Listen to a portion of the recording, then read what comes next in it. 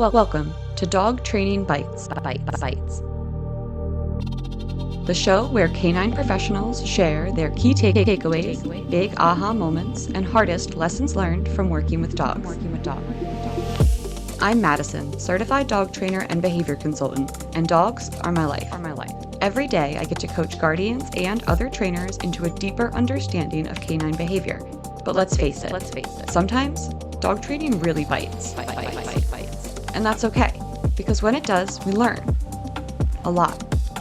This podcast is all about sharing the lessons learned from experience, because the stories of when it got tough or when we made a mistake, that's when we learn the lessons worth learning. And it's time we share those with the world. I'll be talking to dog trainers and other pet professionals about times that working with dogs, well, bit. Not literally. Maybe literally. What's most important here on this show, what did they walk away with? What did they learn? How did it shape their approach today? Welcome to Dog Training Bytes, the show where pet professionals share personal lessons that you won't find in any textbook. On our first episode of Dog Training Bytes, I'm going to be talking to my colleague, mentor, bestie, and co-host, Jerri Scherff. Known on the internet as Sailor Jerri the Dog Trainer, Jerri is a certified professional dog trainer who, after 18 years, stepped away from her career as a veterinary technician and started Tulsa Pack Athletics in October 2020. The Tulsa Pack Athletics Cooperative stands as a beacon of authenticity and value-driven work in our industry, providing education and guidance to trainers from around the world, and through that community, providing high-quality and accessible behavior training for pet dogs anywhere. Together with her American Bully Enzo, Jerri shows up daily for free to educate owners on how to meet their dog's needs while building a stronger relationship through the power of her movement called the open-minded approach. Hey, bud. Finally got you here. What was that introduction? I used to feel weird when people would introduce me on podcasts because I was like, well, that's all probably not true. But that felt really good to hear all of that. Like I It's feel all settled true. in my soul to have heard that. It feels really good. Thank you for saying that. I think a lot has, shifted and changed even in the last year for just what you're doing and putting out there and providing and the community and the cooperative and all of that. I think things have grown and evolved in an exponential way over the last few months. Well, thank you. You're part of that. And certainly many of my mental breakdowns are part of that. But I Well, think, but I comes think along with the really, creative genius, right? I guess so. But I think I changed. I saw that the future of Tulsa Pack is linked to my ability to see myself accurately Mm. and to have humility and say when I'm wrong, because I talk a lot of shit. And I think people don't realize why I do that. Yes, it's for advocacy, but it's also to keep myself accountable and Mhm. to not be what I'm saying. So I think it's Yeah. grown and we're headed in the direction of the rockets to the sky. That's what I like to hear. So I want you to tell the dog people out there who might not know about your incredible best friend slash business partner slash icon, Enzo, and maybe about our boy Fred too. Enzo is really special, and everybody says that about their dog, but I wanna qualify why he is special. When you stand in Enzo's presence, it's incredible. It's every single thing that you want to feel when you look down at a dog. He carries himself with confidence. He's ready to play at any moment, in any situation. He's ready to go. He's He steady, but he's also still fun. He's steady, but he's fun. I can count on him like I count on a friend, like a Yeah. human friend. And that is not because of some sort of magical thing that was bestowed upon him or upon me. It's because we spend a lot of time together and I want him to be who he is. I Hmm. don't want to be a puppeteer. I want to be his best friend. I want to be his showman. Hmm. I want to come out and introduce him so he can go on stage at the Apollo. He's great. And I think when The people are master of around him, ceremonies. that's right. I'm the master of ceremonies for Enzo's life. And when people are around him, they can feel that. They can feel that. And it's just so inspiring because I'm Yeah. not doing anything special. I throw food.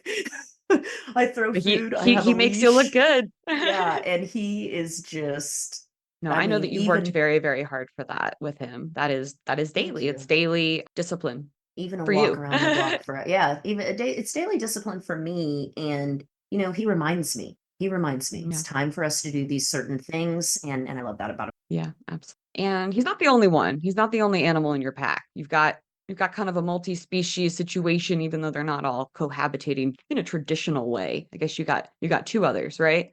Yeah, I've got Drop Dead Fred. It's He's our boy. my he's my billy goat, and the reason that I smell so bad sometimes. I didn't Sometimes, Yeah, not every time. not every time, but sometimes. He's taught me so much about really kind of coexisting with an animal the way that it is. Because dogs, Right. we have quite a bit of say over, I think. They're a bit more agreeable. That's a better way to say that. Dogs are a little more agreeable than billy goats. Yeah, but you leave And the world of canines and you don't experience that. Yeah, when you get out of Horses and dogs, predators, I yeah, think. and you get into prey animals, Hmm. and there's JB, he's the thoroughbred. Because Yep. if you thoroughbred, I think probably there's something off with you.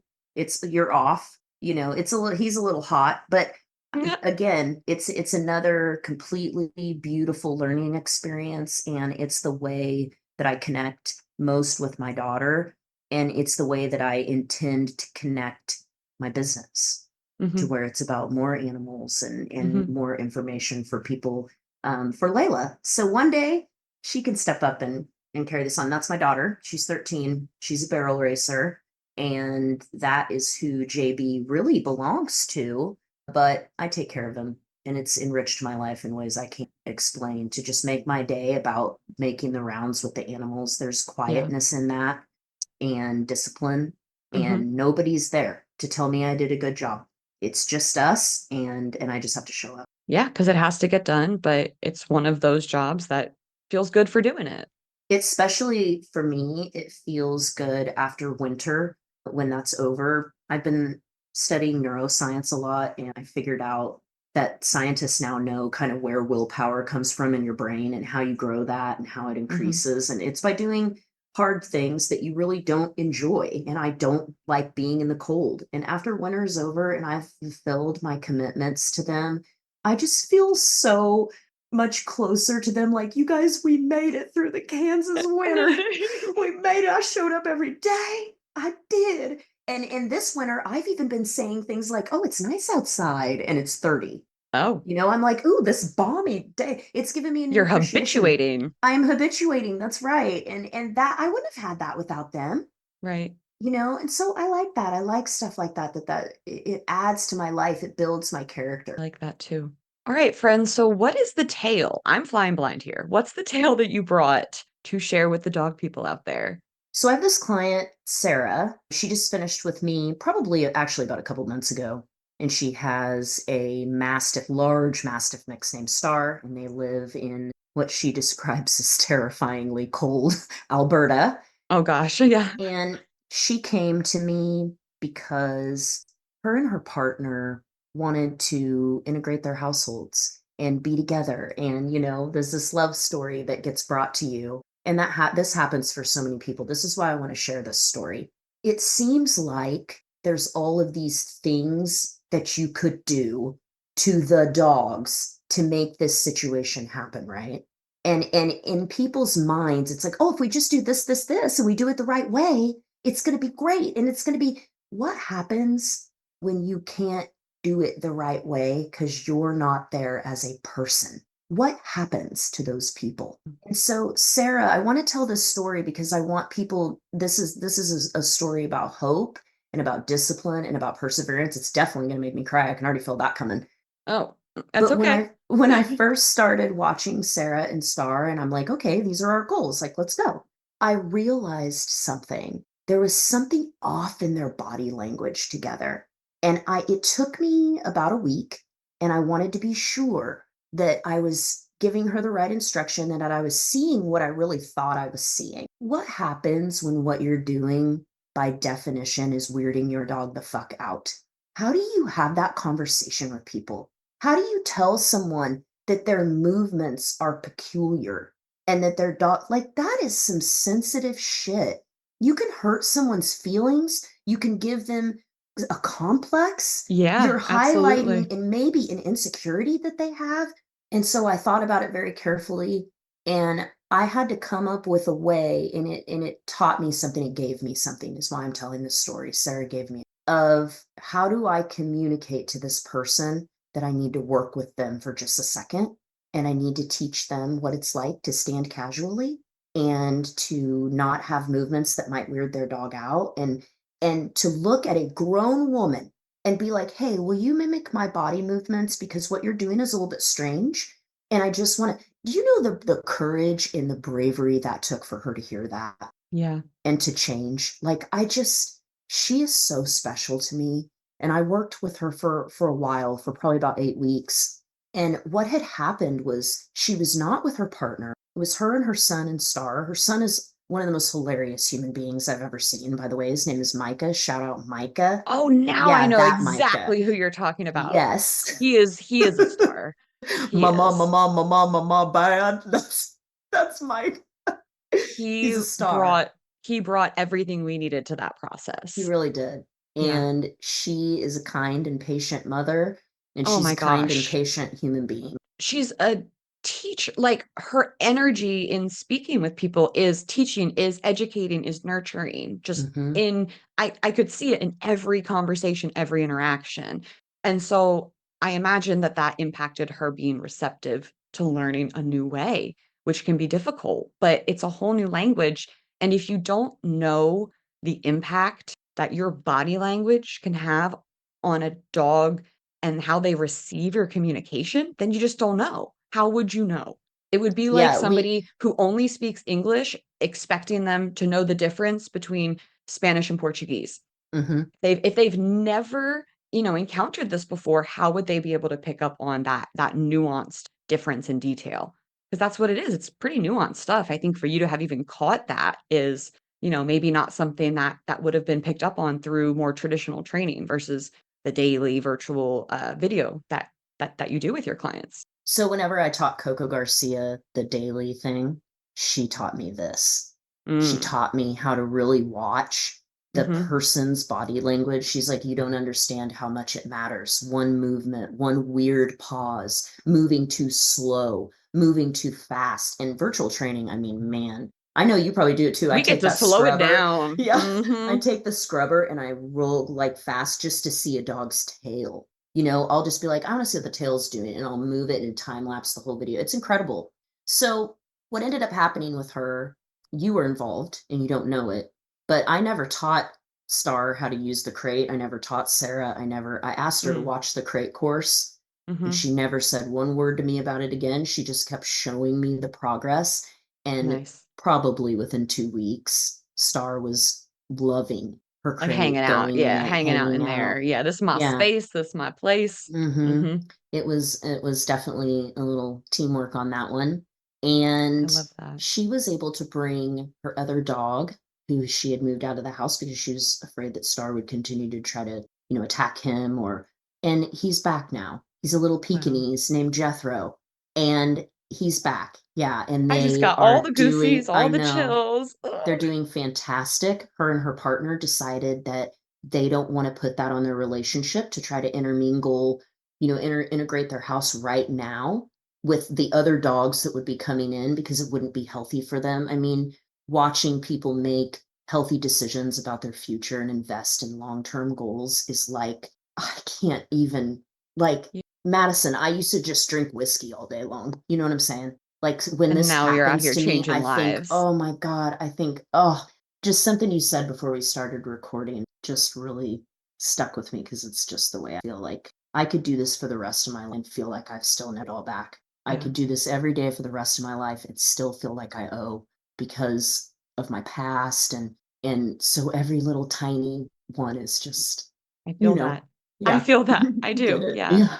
They're the Yeah. ones that you can look at. I mean, look at Jordan and Asuka, right? With Oh the my post that she God. just made of where she was a year ago. And I Lilo and think of Rebecca, like and all these, Crystal and oh, Luna. And yeah. I just think of all these family units that have Yeah. in 6 months, in a year, none of this is overnight work, and Yeah. nobody around these parts are promising that.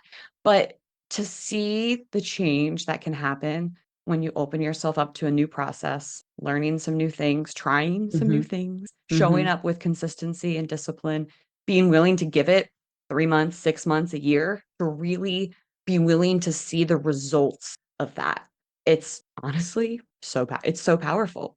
It's so powerful. I love watching people let go of external things. I love watching people let go of blame. Oh I my I love gosh. watching people let go of guilt and Mhm. shame and blame and all the things that people wanna do to kind of make this problem something where they either don't have to be accountable or they're, like, totally, fully responsible, which that also doesn't make sense. It's the process I think right sizes everyone, Yeah. and that feels really good to me. So, this isn't a story from a decade ago, but what did you walk away from this particular client with that would impact how you would start a new client tomorrow? Like someone with a similar situation, obviously like different dogs, but a similar situation came across your new clients, and I'm sure it will again soon, how might you approach that differently with kind of taking what you gained from that experience? I already knew this before, but it validated in me that you are responsible for the people that walk across your path that ask for Mhm. help. Mhm. And not, this makes me so emotional. You are responsible. Your hand is out. You are a dog trainer. You are responsible. And when you put your hand out and they grab it, they're not grabbing your dog knowledge. That's obvious. That's the No. obvious They part. need they need guidance. They They they need need a you. guide.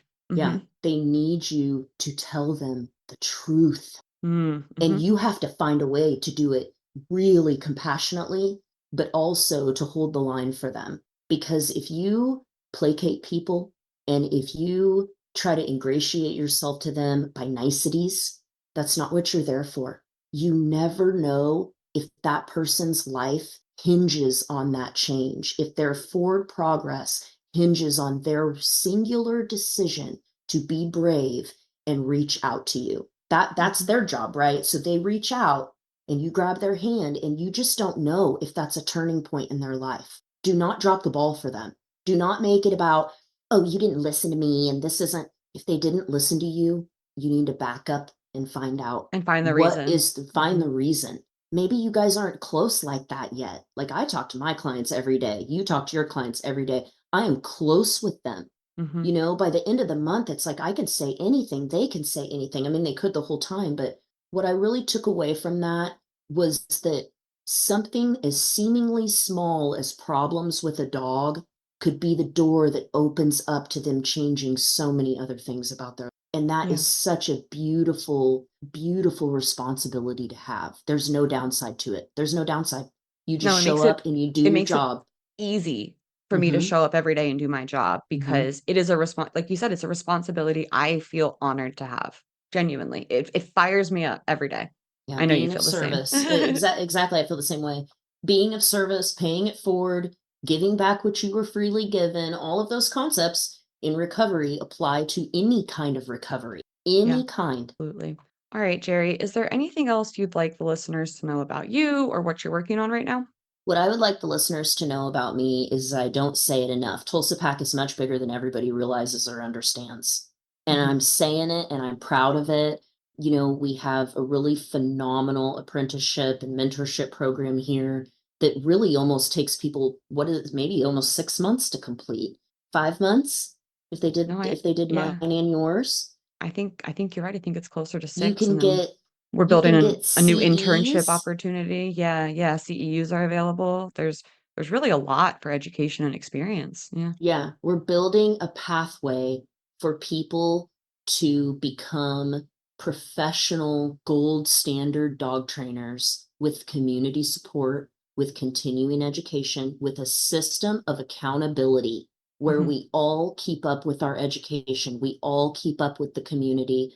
It's a real change in the dog world, and I want people to understand that it is a movement about us growing and changing as human beings so that we can be better stewards for our dogs. It's not about some weird cult where we all come and learn to do the exact movements that Jerry's doing. Like, that's why you guys don't see me training a lot on social media, because That's not, I want us to all bring out who we are Yeah. and how we want to do it.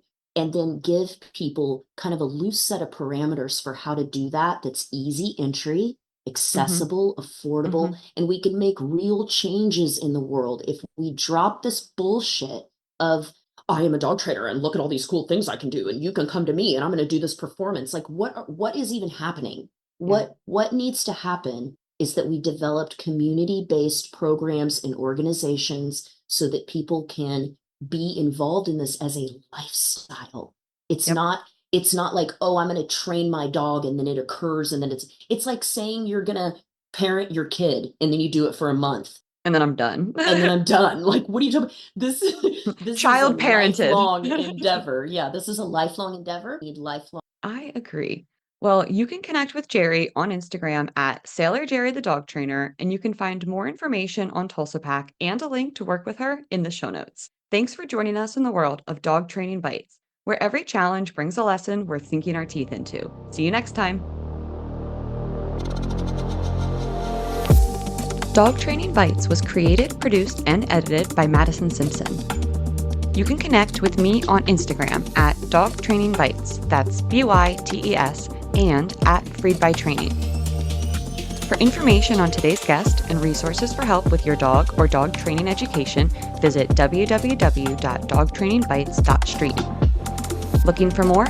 Listen to my other show, Unpacked, a clinical dog training podcast co-hosted by Sailor Jerry the Dog Trainer and produced by Straight Up Dog Talk LLC.